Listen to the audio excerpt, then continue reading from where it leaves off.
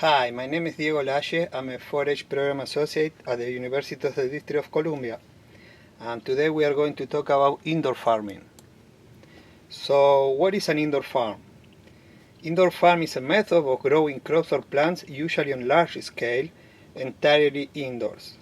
This method of farming often implements growing methods such as hydroponics and utilize artificial lights to provide plants with the nutrients and light levels required for growth. How do you farm indoors? Some indoor farms use soil to grow crops, sowing seeds in containers or planters. Others use soilless methods, such as hydroponics. A hydroponic system delivers nutrients directly to the plant's roots via water rather than using soil and fertilizers. Another soilless method is aeroponics. So, how vertical farming is done? In vertical farming, crops are grown indoors under artificial conditions of lights and temperatures. Crops are grown indoors under artificial conditions of lights and temperatures is aimed at higher productivity in smaller space and use soilless methods such as hydroponics, aquaponics, and aeroponic systems.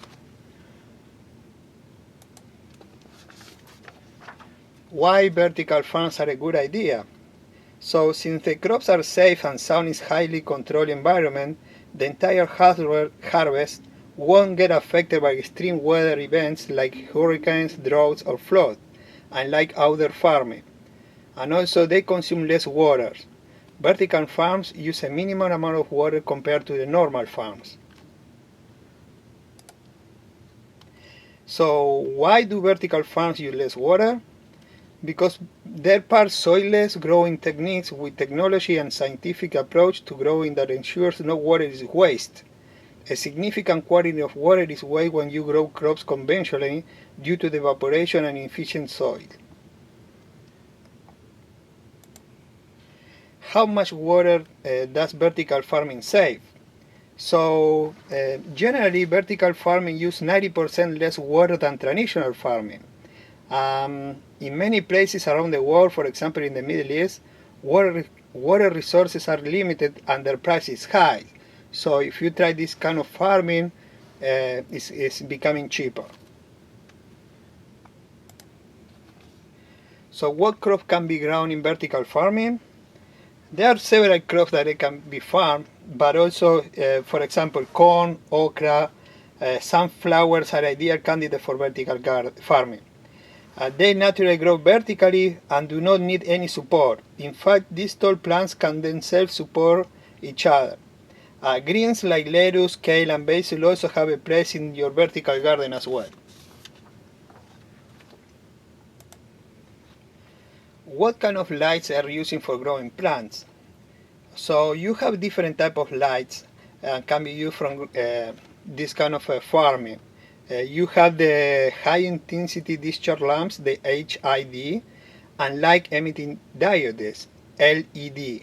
Today the most widely used lights for professionals are the HIDs and fluorescents. Is less good from plants? Yes, it is. Just the fluorescent and incandescent bulbs, less bulbs produce light that is needed by plants. More plants need light waves of red and blue. You can get good food growth with just one of these colors, but utilizing both will result in bigger yields and healthy plants with quicker growth. So what are the vertical farming advantages? Vertical farming has many advantages, such as it allows maximum crop yield. This means that the vertical farming can allow crops to be grown at all times through the year and is not weather dependent. Vertical farming only uses 10% of amount of water than traditional farming method uses. What are the disadvantages of vertical farming? So we had several ones, but all point to one subject, that is the economic of the vertical farming. They have a high upfront cost, significant operation cost, high energy consumption, high labor costs, significant maintenance efforts, and pollination problems. So overall, is vertical farming healthy? Yes, it is. Urban vertical farming is one of the fastest growing trends in food production. There are even more than 4 main health benefits that come with vertical farming: are fresh food, increased urban availability, pollution reduction, and no chemical use.